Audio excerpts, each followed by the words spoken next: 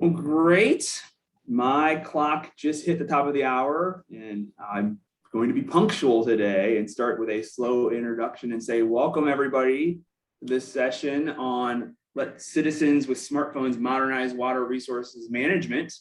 My name is Steve Lyon. I'm a professor of hydrology and water resources at Stockholm University and also at Ohio State University, which is where I'm sitting right now. I'm here to convene the session and help things go kind of smoothly, or as smooth as possible in this Zoom virtual environment these days. We've got a great session keyed up for you today, I think. It's going to be very informative and hopefully very engaging.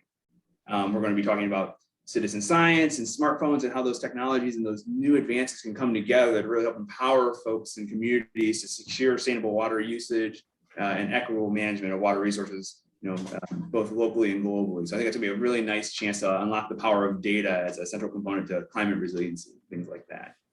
And so our general structure for today is we're gonna start with a kind of a presentation and a short overview of some recent work that's being done in Nepal by a group called Smartphones for Water. And then after that kind of a case study presentation, we're gonna go into a nice panel discussion with some leading experts from around the world about using smartphones and engaging communities with citizen science. So without further ado, I'm going to start with a short video to kind of key up what we're doing and allow people to kind of trickle into the room still here in the next few minutes or so. So let me go ahead and share my screen. And then I will also share my audio. Good, it's good to go. And I will start this video in full screen mode.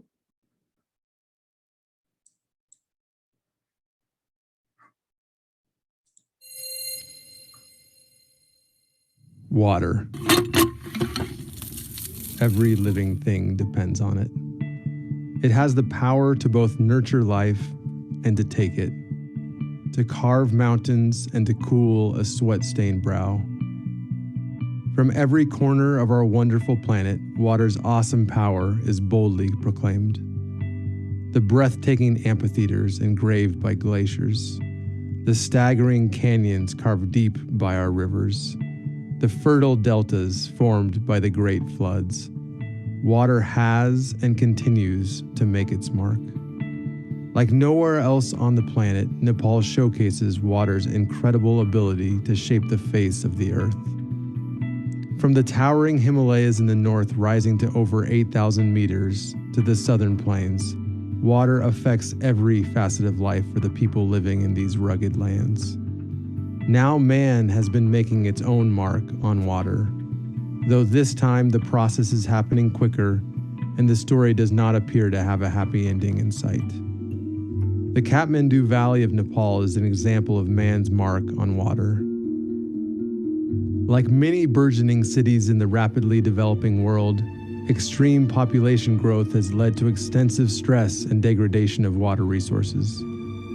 While the issues are apparent to most in the Kathmandu Valley, the extent of the problems are poorly characterized.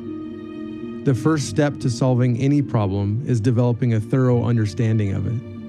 In the context of water, this requires significant amounts of data, spread out over both space and time. S4W Nepal's goal is to generate the data necessary to support wise water management decisions.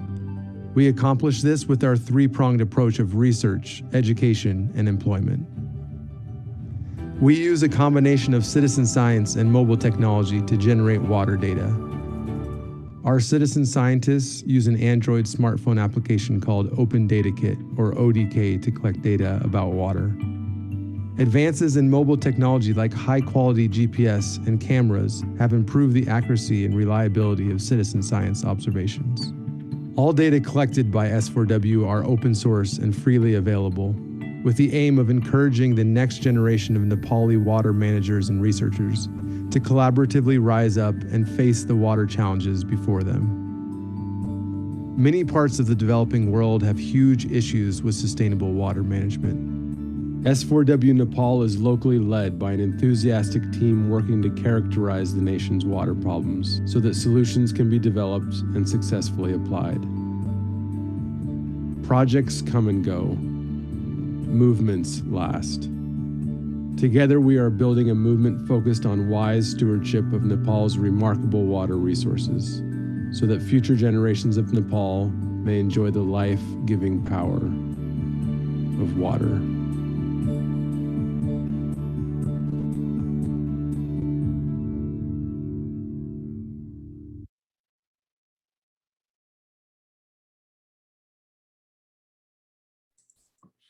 Great. So hopefully that set the stage for us.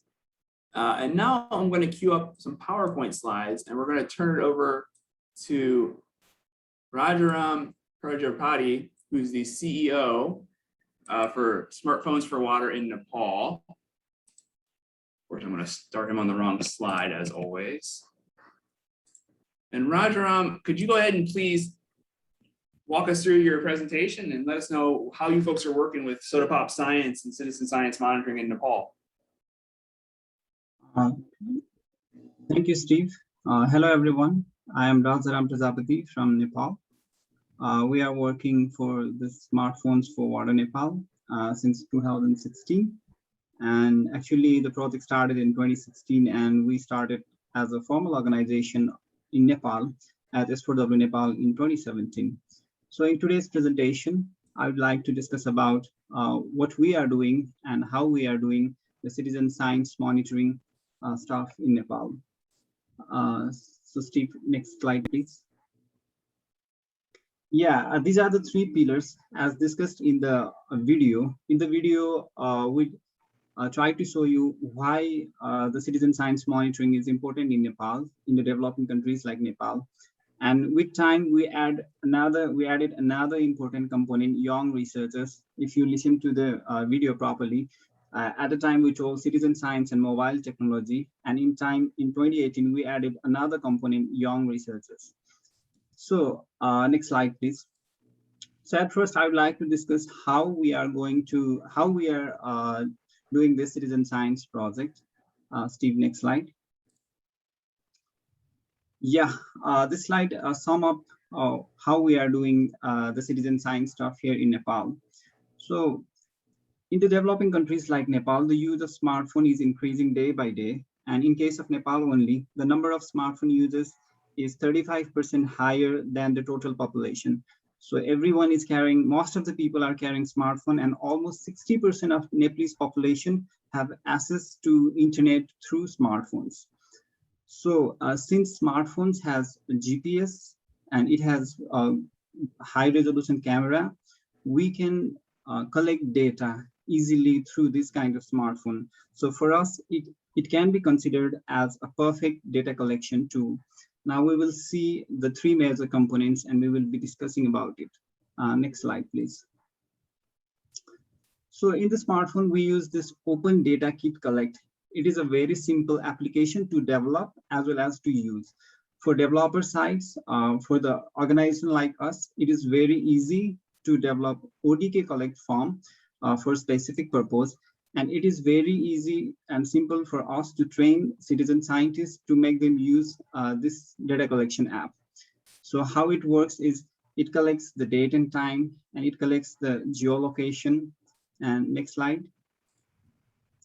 And then we request the citizen scientist to select the parameters, and then they enter the numerical value of, like here as shown in the picture, it's like precipitation values, and they click the photos, and then they submit the form, ODK form, to our central database.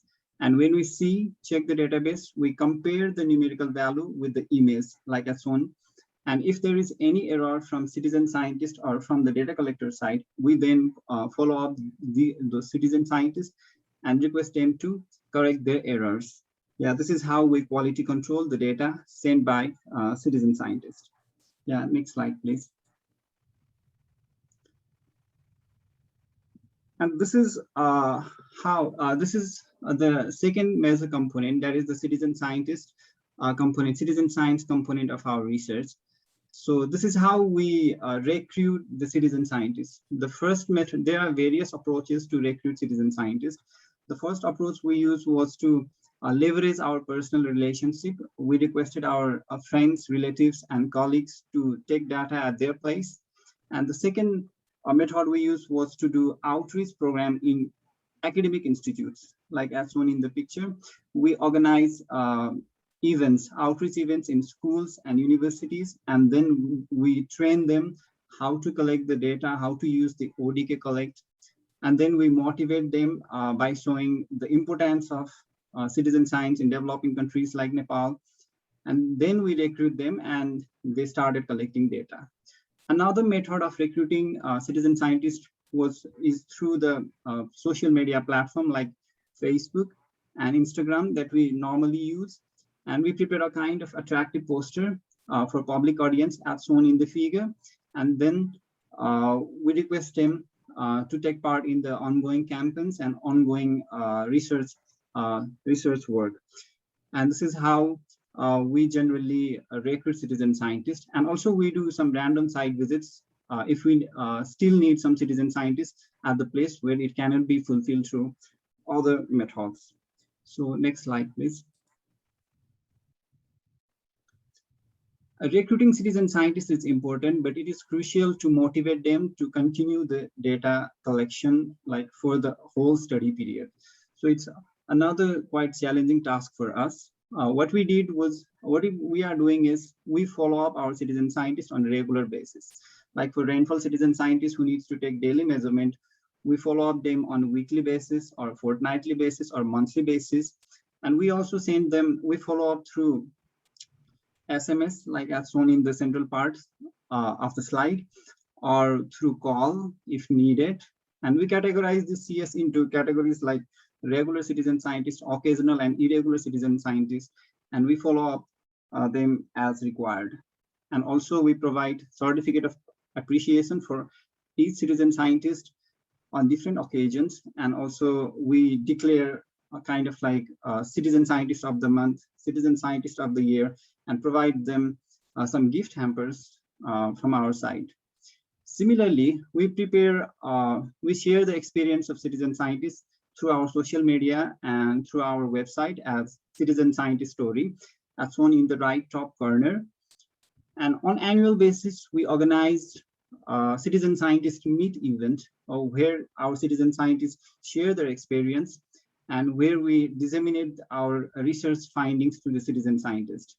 And here you can see at the bottom corner, our citizen scientists sharing their experience and holding why he or she wants to be a citizen scientist. And we also do some online contest as shown in the figure, Snap and Win, to motivate our citizen scientists to continue the measurements. Yeah, next slide, please.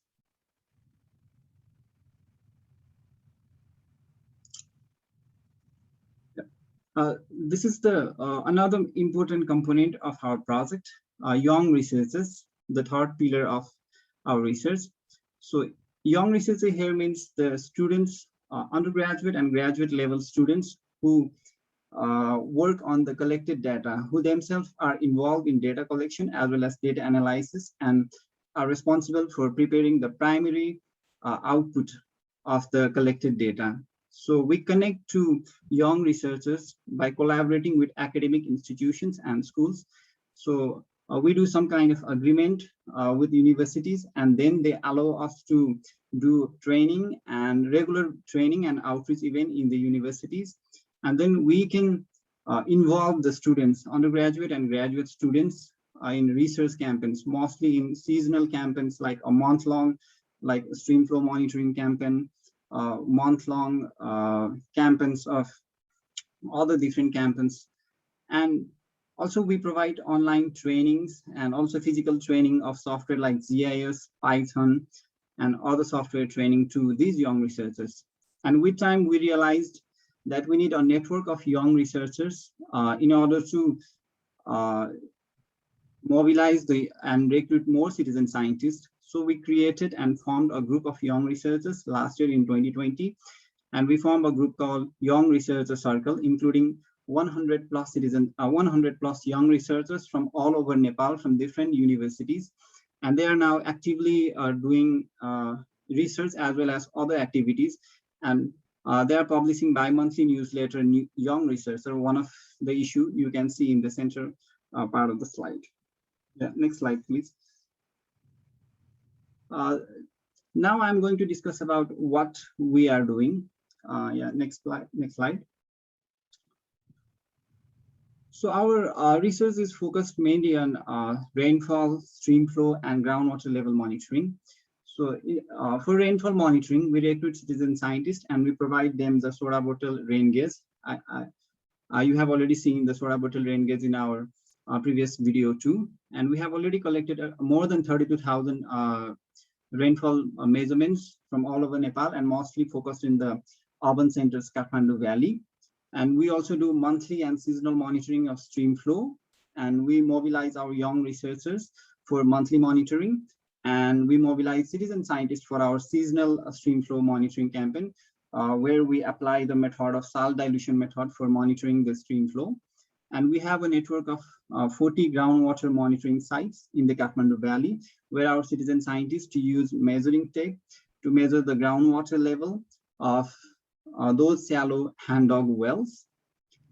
And also on seasonal basis, we do water quality and water discharge monitoring of traditional stone spouts, as you can see in the bottom corner.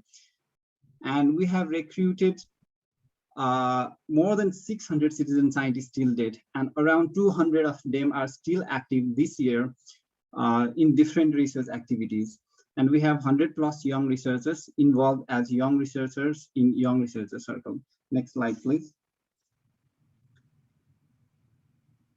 So this is another important aspect of our research, the data and result dissemination. All the data collected by citizen scientists and S4W Nepal are open source, so you can freely view and download the data in our public web app as shown in the figure. So it is S4W web portal. So it also includes data from Europe, from Africa, and from North America, where S4W is working currently. And we publish our primary findings and stories, experiences from our citizen scientists and young researchers in form of blogs in our website. Currently, S4W Nepal website is under construction, so you can find all these stories in S4W main website. And also we share our result findings through news articles. Our team members are actively participating in writing news article for daily online news portals. So you can see some of them. And we are also quite active in social media. We post regular update in S4W Nepal Facebook and Instagram page. So here is one of the weekly rainfall accumulation map you can see. And also you can see one of the story by Steve Leon in the bottom corner. Next slide, please. So here is a gallery of our publication till date. From 2017, we started this writing this scientific journal and submitting it to some peer-reviewed journals. Most of these are related to rainfall, groundwater, and stream flow monitoring. If you are interested, you can find it in the Google. Most of them are open access, or some of them are not, so you can mail me for the article. Yeah, next slide, please.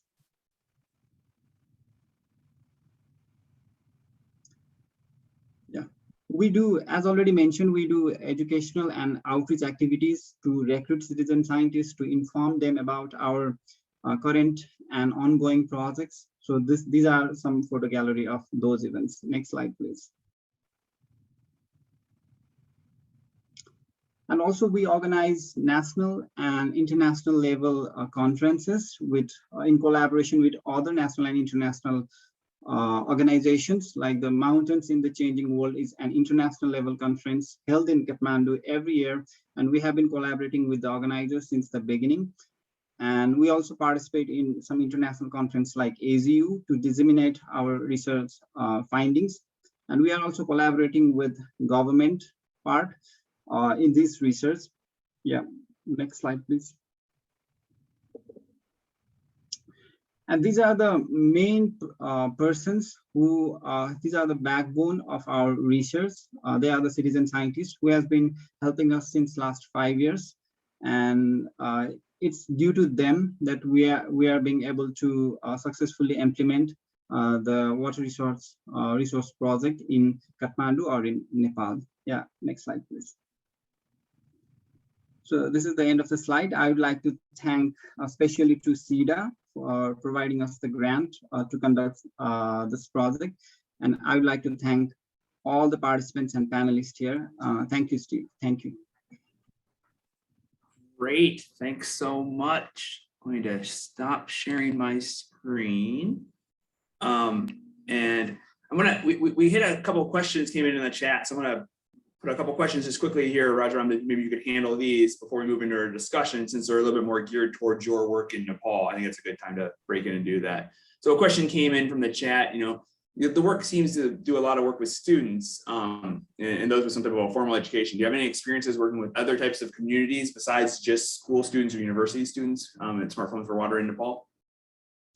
Yeah, in the beginning of the project, we have worked with local communities who are not students, like they are a retired person, like housewives. But our experience, our project is mostly focused in Kathmandu Valley, which is urban center of Nepal. So we found it very convenient and comfortable to work with students. And also they are available in our study area. So we mostly work with students. And our experience with non-student professional is that it's quite hard to motivate them through our motivating factors. And we also used payment as motivation factors, but it does not motivate those people much to continue the data collection. So I think education and the scientific spirit is the main motivational factor for citizen scientists. Great, and I'm sure about motivational factors is something I'm sure our panelists can also key in on when we get to the discussion section. And then just one more question, Roger, while we're still hovering here. The general question, and this will also be relevant for probably most of the panelists who are working with citizen science type things. What's been the response of the hydromet agencies in Nepal? I mean, for the data collection, the government agencies, and how are people interacting with the data at that higher level? Yeah, I can say there is a kind of mixed response from the government side too. We have been trying to collaborate formally with Department of Hydrology and Meteorology here in Nepal, but there is a kind of mixed reaction from this side because there is no proper supervising and controlling mechanism for these kinds of data independently generated data. So as per them, some of them think that it will create noise to the central database that they have been producing. And another aspect, also some of them say that it is a kind of supplement or complement to the existing database. So no formal reaction till that, but I think most of them are supportive, but we should be careful about the quality of data. Yeah. Excellent. Yeah, and quality is definitely something I'm sure that we're all thinking about when we think about citizen science and collection of data. Great. Thank you so much for that kind of introduction to the work you folks are doing. I think it's a nice stage to set, especially as we move into this discussion section of the session, where we're going to hear from a couple of different experts from around the world who also engage in very, very relevant, very, very novel citizen science campaigns. And so with that, I'll introduce our panel. Joining Rajaram, we'll have Martina Rutin, who's an associate professor of water resource management at TU Delft University. Thank you for joining us. We'll have Professor and Dr. Jan Seibert, who's a professor at the University of Zurich. And then also Jeff Davids, who is an assistant professor at California State University in Chico, and also the president of Smartphones for Water globally. And so I'm going to ask each of those three new panelists who's joining Rajaram, who's already given us this great overview, if you could give us a few minutes of, let us know how you're interacting with citizen science, kind of the things you're working on and how things are going for you, kind of your view, your elevator pitch, if you will. And I'm gonna ask Martina, can you go ahead and kick us off with that, please? Thank you. Yes, thanks, Steve. So I had the opportunity to work with Jeff when he first started off Smartphones for Water in Nepal, which was very nice. So we developed a lot of our thoughts and citizen science together. And as a nice side effect at that moment, I was also working with a few researchers from Vietnam and Myanmar. And we saw a clear spin-off of the approach that Smartphones for Water promoted towards these two countries. And also there we still have active citizen science programs, a little bit according to the same principles as Jeff is doing. In addition to that, I've worked on a few citizen science projects also in the Netherlands, together with Dutch water authorities, where also this issue of what do we do with the data comes into play that Rajaram just addressed, and that we see that some of the water authorities merely see it as a form of education or awareness raising, whereas I do still think that one of the things that interests me that much about citizen science is this thing that you can tick two boxes, that you can both do data collection as well as awareness raising. So I think that makes it particularly interesting.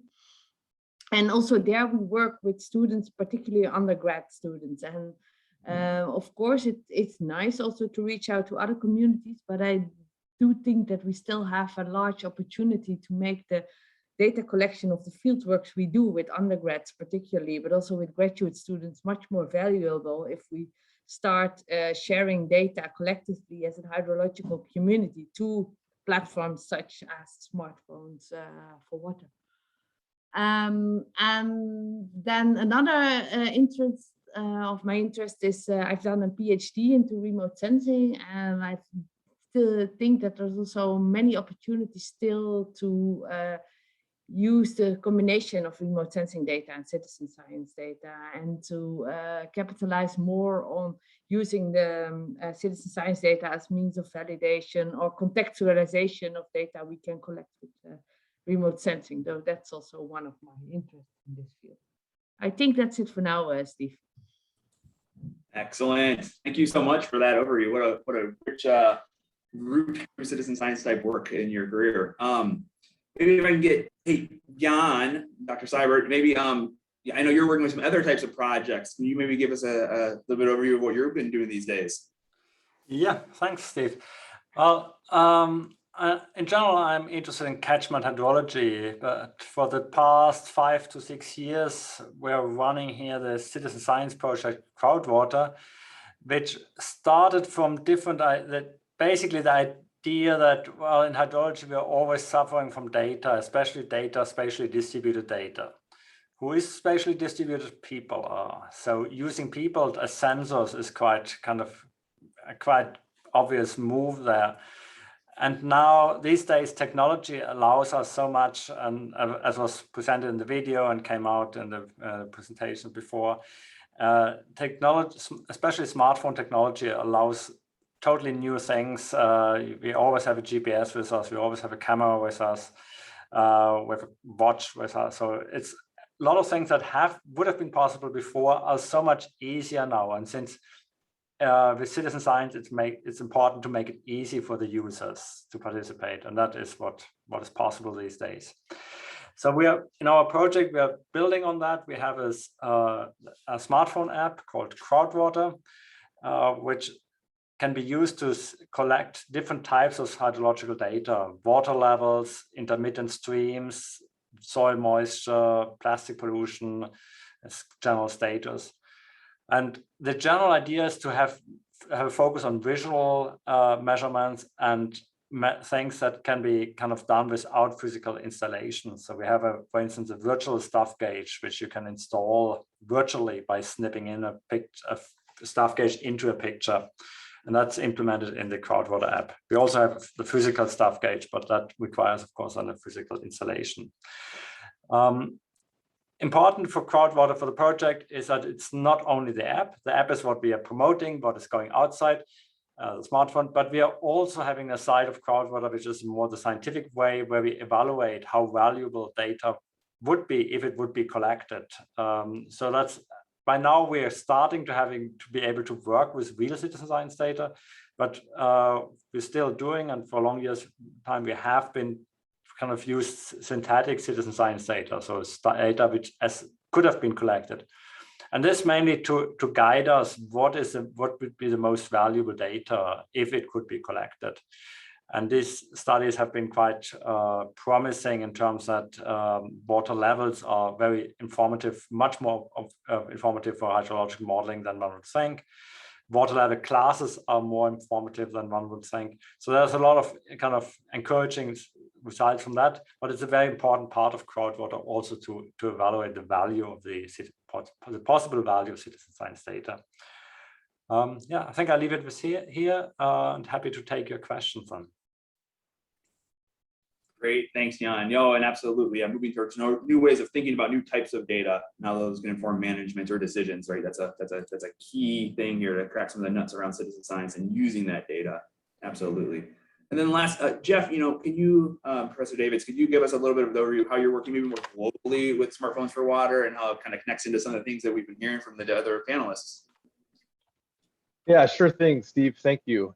It's really great to be with all of you this morning for me, but perhaps it's this afternoon for the majority of you guys.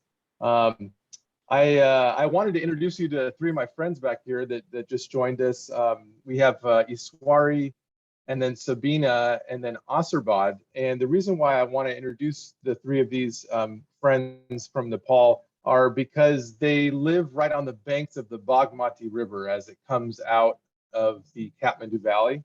And these three generations have experienced like insane levels of change to the Bagmati River. When Iswari was a young girl, she swam in the river there and ate the frogs that came out of it and ate the fish. And it was just an incredible place to grow up. By the time Sabina was born, there were 1 million people in the Kathmandu Valley, and it started to smell. You didn't want to go swimming anymore. And by the time poor Asirbad was born just a few years ago, you wouldn't even want to go into that stream. And Iswari and Sabina and Asirbad have been experiencing these changes, kind of qualitatively. And they have this wealth of information and stories from their experiences and in their minds. And really what Smartphones for Water is passionate about doing is helping young researchers to partner together with people like Iswari and Sabina and Asirbad to tell their story more quantitatively so that we can get it out to policymakers, also to scientists, understand the systems and try to come up with solutions. So like you saw in the video, simple things like this rain gauge, get this out and start collecting, monsoon rainfall. And like Martina pointed out, see how does this compare to remote sensing from a scientific perspective. But I really came at it from kind of a water accounting perspective. And I think this idea of sort of a top-down approach with satellites and that sort of thing and a bottom-up approach really nicely meets in the middle.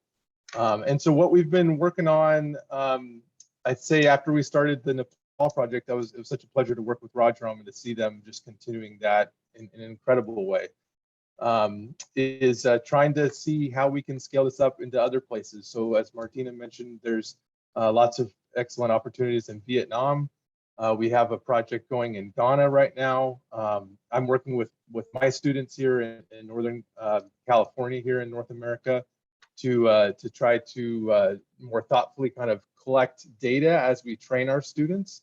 And I think that's a huge opportunity, even that little part right there. If we can more thoughtfully, if we're in academia, if we can more thoughtfully and strategically generate data from our students with a digital platform that we can all share, I think we can build a really robust data set just with that one population. So those are just some starting thoughts, Steve, but thanks again for the opportunity to be here with all of you.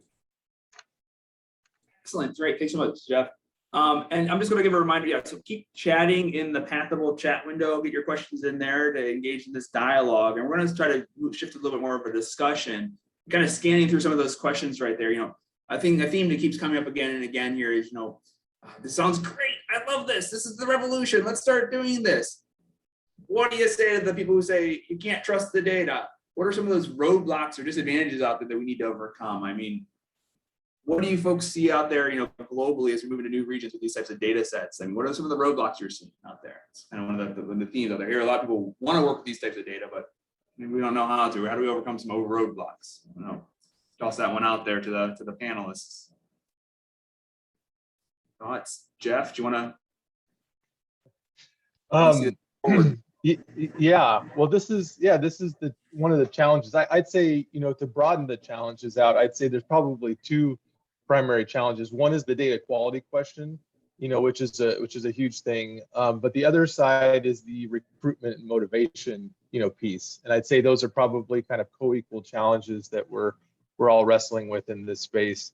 To address the data quality part that you highlight here, Steve, I think for us, the main thing that we've done is to try to generate some metadata with the smartphone that goes along with the observation that allows us, with a human in the loop, to do some sort of validation of the measurement. And then we really track the status of that measurement, whether it's unchecked or if it's been checked. We look at the picture from every observation, whether it's a water level measurement or a groundwater level measurement or a precipitation measurement. There's actually somebody in Nepal that looks at every single picture, verifies that it's correct. Ideally, we'd love to have some sort of a machine learning algorithm do that, but we just don't have the training data sets, and I don't think we will in the near future, but it's maybe an interesting piece of research to be done there. So that's been the crux for us, is just use the GPS, use the camera, generate that metadata, correct things, feed back to the citizen scientists if there's consistent mistakes. Sure. So it sounds like a lot of the vetting comes from the actual use of that smartphone in and of itself, that little microcomputer people are carrying around with themselves. Jan, what were you thinking there? Yeah, I mean, data quality control is really a major thing. And we need, obviously, citizen science data often is more noisy and uncertain, but on the other hand, more data can make up for this more noisy data. But on the other hand, we have to look also on ways to improve our data quality control. In Crowdwater, we made the experience that in the beginning, we were looking at the pictures ourselves and looked, well, oh, is this reasonable? And sometimes something's totally obvious wrong. The problem is scaling. As more data streams in, it gets more and more difficult. The way out that we came up, at least for testing, and worked relatively well so far, is to involve the citizen scientists also in the data quality control. So we developed something that we call, for the Crowdwater game, for this virtual stuff gauge classifications, where people in the field classify the water level, but they also ask to take a photo, and then we upload the pairs of photos, and people can vote on that. A little bit similar, like in Google, when you need to say on which photos you see a car or not. And in a similar way, we use that so that people never know which one are already classified and which are not. And that helps to flag the problematic issue points. And in that way, you can include the citizen scientists into the data quality control, which has been proven to be a good way to introduce the approach to new participants. And that it makes it scalable, because the more citizen scientists we have, the more can also help with data quality control. And I think that is, it's hard for us. Other variables, we are still struggling how to make that happen. But it's good the idea is to involve the citizens also in the data quality control. A great scalability model there, Jan. It's like you have super users get better and better at it almost. You can train the scientists as you're going forward. That's awesome. Shifting gears or trying to flip this around a little bit, thinking about roadblocks. We all want to think about roadblocks, but what about opportunities? I mean, you can think about where are the things for success. We can, think about what about the timeliness of the data, or connecting things with like hazards, for example. Martina, do you have any thoughts about possibilities, or looking to the bright future? Using these technologies to engage people or to engage decision making, for example, risk reduction. Yeah, so I think the few things were already touched upon. For example, what Jeff said, had the memory of the people that live in the valley, and I think we often lack a historical understanding, and I think that there's a great opportunity there to harvest that in a more systematic way, and perhaps that would also require some collaboration with, for example, anthropology or something like that, to another discipline. I think that's a great opportunity there. Also, for example, when we are now in the Netherlands talking about possible interventions to combat climate change, sea level rise as such, then we have a combination where we want to have data on the processes, but we also want to have people's perception or opinion on what they think about certain solution strategies. And I think to design citizen science campaigns where you, for example, with sea level rise, both ask people to collect data on the actual water levels and then also confront them with certain images of what the future might look like and how they perceive that also will raise awareness, but it also gives us much more insight on possible adaptation or solution strategies. So if I have many more ideas, but this would be one of my the most prominent on my list right now. Excellent. No, that's great. I mean, that idea of engaging, not just taking data, but also pushing back information. I mean, because as a lot of these problems we see, especially where I'm at here in the US, we have a lot of water quality issues, which we know solutions, but it's about getting that societal change in place, how you shift how people think up in the landscape, and actually using that type of an interface is a useful tool. There's some privacy issues though, but anyway, that's another thing. Yes, there always will be. We were now talking about the opportunities, not on. I was trying to go to our opportunities there. Absolutely, I was trying to pivot on that one. Roger, I mean, what's the next big thing for you folks working in Nepal? Do you know what your plan is? Do you want to get a bigger network? Or are you trying to target new types of data or new types of ways of engaging folks? What are you thinking about? Yeah, we are planning to upscale the citizen science monitoring in national scale, at least for rainfall monitoring, because we now know how to do it. So we were expecting to do that in 2020, to start it in 2020, but unfortunately due to pandemic, we couldn't do that. So we are still hoping for, nowadays we are building a stronger network of these young researchers. We now have a collaboration with 10 to 12 universities or different academic institutions across the nation.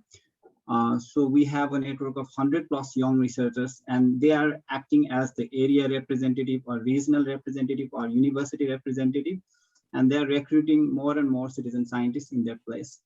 And while talking about it, we will try, our next target is to upscale the rainfall monitoring in national scale.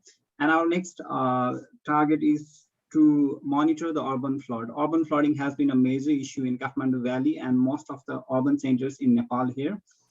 And we do the stream flow monitoring through acoustic Doppler velocity meters. So it's almost impossible for us to track the flooding, except to read the staff gaze meters. So we are now collaborating with this 4-track team. They have developed this discharge app. So we can now track the flood or the velocity and discharge of flood in real time through discharge app mobile application. So we have already started the background preparation, and due to the pandemic, we couldn't do it in 2021. So for next monsoon from 2022, we will be monitoring this urban flooding. Yeah. Excellent. I mean, that's a great way to have talk about connecting to hazard or real-time feedback to give people information they need and have it be empowered. Really neat stuff. And I'm scanning through the chat here for more discussion points for the panel. And I'm seeing, some interest in terms of looking at beyond scalability, almost national border questions. I mean, as these things go and we say, oh, we're looking to a bigger products and we want to connect with remote sensing, for example, and go to large scale types of information. This idea of modernization of data collection or of vetting. I mean, what are the thoughts from the panel on this? I mean, obviously, one standard approach would rule them all. However, we know we're kind of piecing things together as we go forward because that's the nature of the beast here. How does this thing go beyond national borders? How does this thing scale to that scale? What do we see for options there? Jan, I'm going to ask Jan to unmute and try to tackle that one. It's tricky. Okay. Standardization becomes harder. Yeah. Well, I mean, there's one thing that directly comes to my mind is, of course, that national borders might be less important for citizen science projects because it's kind of in our app, and I guess that's similar for many other of these apps. There's some map behind, but it's not a national map. It's OpenStreetMaps or something. So there's not really, the app can be used on the other side of the border equally well. It's just opposite to the national measurement networks usually. Harmonization, and of course, the ideal would be to decide on one app or one thing to do it, which at some point we might do. But I also embrace the diversity and different approaches and testing different things. At the moment, there's so much still on this testing and research phase.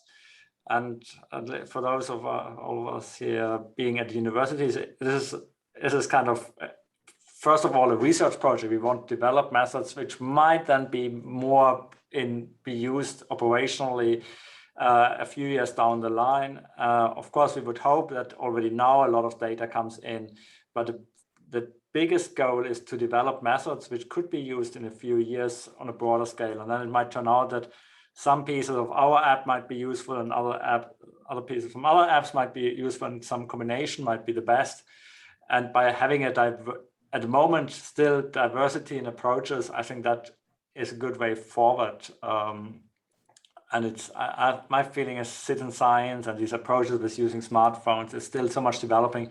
So I think it's too early to decide on what is the ultimate best solution. That sounds prudent to my ears. Of course, yeah, we're very early stages in all of these things, which makes me think, you mentioned good. We're a lot of us are coming from university settings, and these are research projects, as they still are. We're not operational on a lot of these networks yet. I'm just wondering, to the discussion panel here. I mean, what about who pays for this? I mean, how do we finance this moving forward to sustain it? I mean, it's takes a lot of money, not just to incentivize is one thing, that's one aspect we can think about. And I know Rajaram talked about that a little bit, and Jeff mentioned it sometimes, to how you incentivize collection or citizen scientists. What about like database maintenance and these types of, the more technical sides of it? I mean, do we have any thoughts about how this becomes more open access, or who foots the bill here? I mean, Jeff, you're nodding. I mean, I know you've thought about this, so I was wondering if you have any insights for us. It's a tough one. I'm nodding because it's a good question and it's a tough nut to crack. So, no, I think one of the exciting things in Nepal, I mean, we've been wrestling with the sustainable funding thing for a long time. I mean, really since we started, because I didn't want it to be dependent on, external funding if possible. And one of the cool things that's come out of that is, having a data collection platform and really being, Rajaram and the team there in Nepal are really sort of like the experts on the Kathmandu Valley now. They've actually been able to do some consulting work for the government and for different organizations and actually generate some funds locally, which is really exciting. So I think as you build these teams of young researchers, I think there's a possible business model where they're adding value to local questions that actually you can monetize, and then that can be turned back into running the systems and the platforms.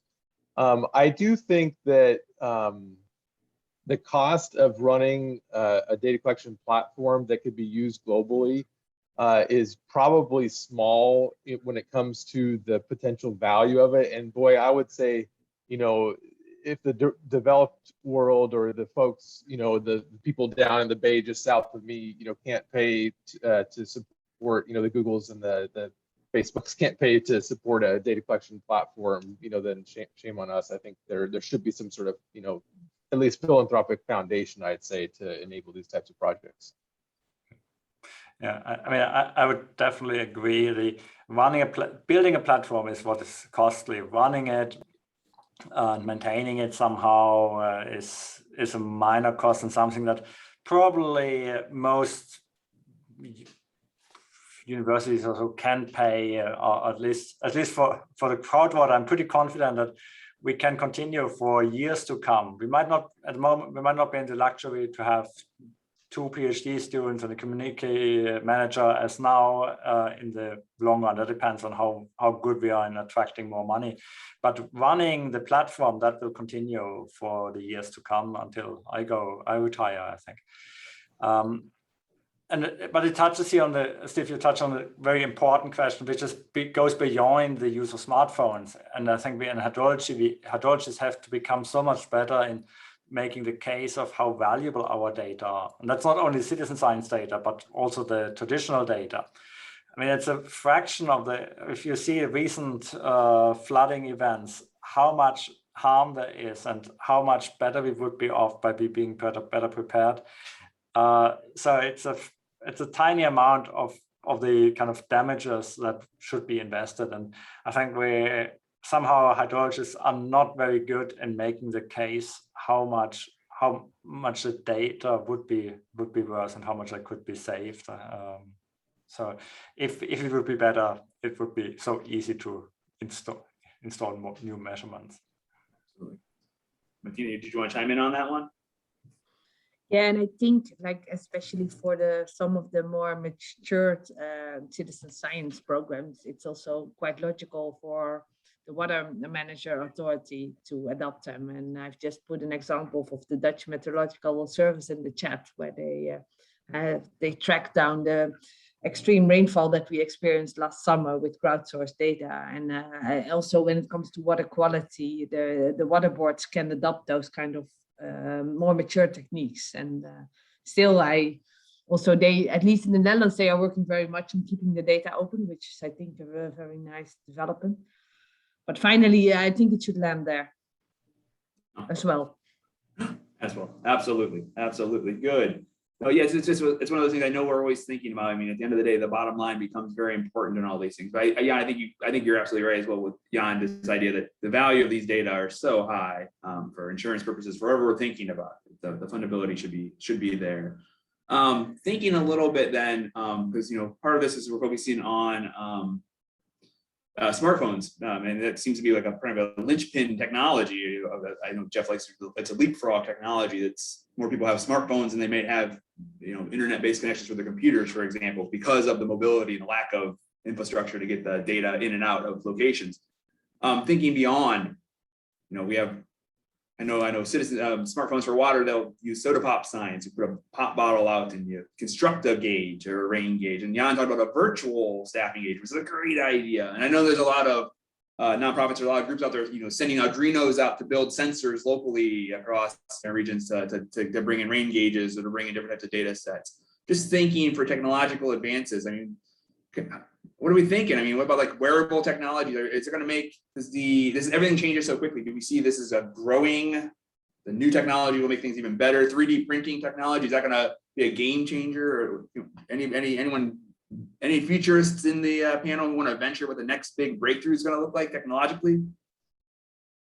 You got to beat a virtual staffing gauge, because that's the coolest thing I've heard all day. So. I think one important thing could be if sensors in general become cheaper and easier to use. So some kind of self-developed build your own sensor, do it to your own device. These are still often very you need to have some kind of skills and interests in building and doing things and struggling with connecting it to a smartphone. But as soon as these become easier to use, that could be a really way forward, because that then would again make it scalable. We cannot send out sensors, even if they're cheap, to everyone, but we can share building instructions. And if things become cheaper and people can buy it locally, that would be a way forward to improve things. We go beyond the direct observation, but maybe have a sensor for water levels and so on. Jeff? Well, if I could, I don't want to change the subject here, but there's a really important question that came up about what are some ways that citizens are using the data that has been collected for their own needs. And I wanted to make sure that we had a second to talk about that, because I think oftentimes as researchers, it can be observed like that it's sort of an extractionary process, like, oh, the citizens are just like robots that collect data for us, and we try to get that data and then do our science, and then that's kind of it. We're successful if we have some publications, But really, that's a very kind of shallow slice, and something really, I don't think that's not what we want to be doing. Any of us on this call, or probably most of the people in the participants here. So I think what Rajaram shared was really important, where we had trouble motivating some of the community members that didn't have like an interest in science intrinsically, and there wasn't really like a great use case right away. But for the students, there is an immediate use, because they have their own little research projects they have to do. They're maybe intrinsically interested about it. So again, we've had the most success with trying to catch the attention of younger folks who have an interest in science already, And then they have an intrinsic use as well. And so it's not extractionary, it's adding value to their experience and education, and they're adding value to our research. And so there really is a two-way exchange. The community members that are not part of that, I mean, that's a tougher thing. And we've tried to think about irrigation timing in Ghana, for example. So there's lots of work to be done on that space. Well, I have a few things to add on Steve's question. I agree with Jan. I think our purpose, the scientists should target to make science as simple as possible so that citizens can enjoy, citizens can perform the scientific experiments or scientific measurements. So there is a stereotype that science is confined to a category of professional scientists only, like few decades back, few years back. But now we should treat science, we should make science visible to everyone, everybody. And science should not be limited to profession, but it should also be open to everyone as hobby. Like if we see games, sports, like a football, it can be a profession, it can be a hobby. So if we try to make science as simple as possible so that people can enjoy it as a hobby, I think some people, some of the citizen scientists enjoy taking the rainfall measurement because they want to know and they want to feel they have some kind of excitement or curiosity for that. So we can, if we can develop these kinds of, if we can bring this science into the mainstream, citizen science into the mainstream, I think it's possible. And I want to add something regarding Jeff's question that he brought up here in the panelist.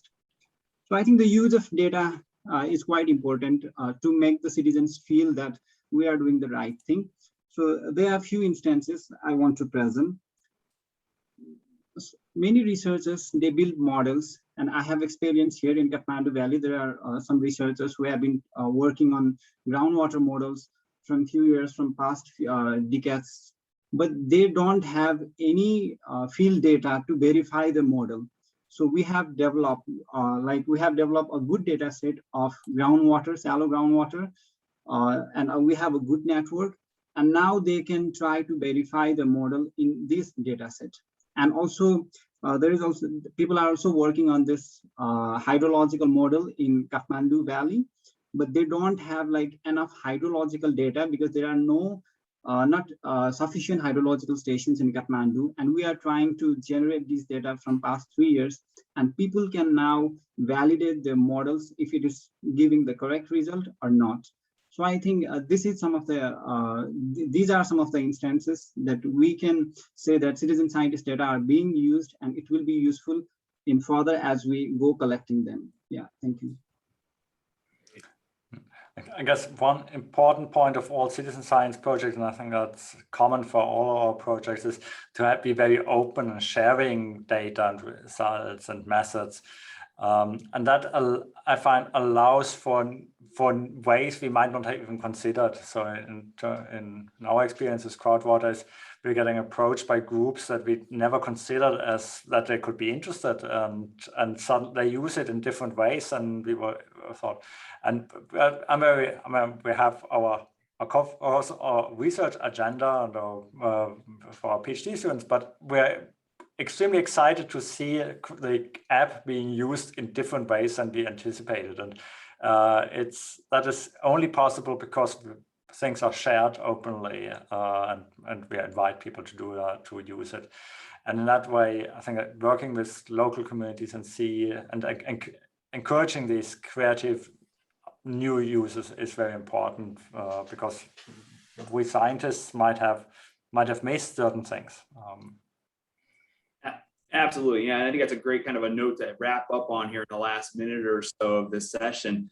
I mean, because some of the chat questions coming in and thinking about how these data sets that we're bringing in and engaging citizens, how are they leveling the playing field or shifting power dynamics with governance organizations, or how are they empowering females, or looking at gender equality issues globally. I mean, thinking about in terms of pushing data, pushing information both directions, really putting citizens in the driver's seat, helping them have a direct connection with the research. As Jan pointed out there, it's really like we know what we know, but we don't know what we don't know sometimes. That greater unknown out there, that really the information and the crowdsourcing of knowledge becomes one of the key components here. So I just want to take an opportunity to just thank all the panelists. I know we probably could go on for another hour, of course, right? That's all these sessions always end up going. I just want to thank you all for your time and your expertise.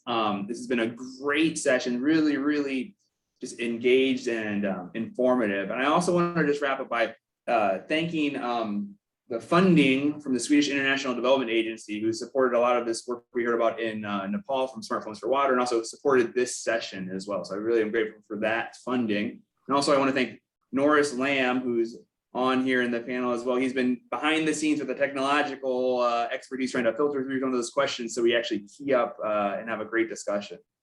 And so as we click through this last minute here, just to be thankful for time, thank you so much, everybody.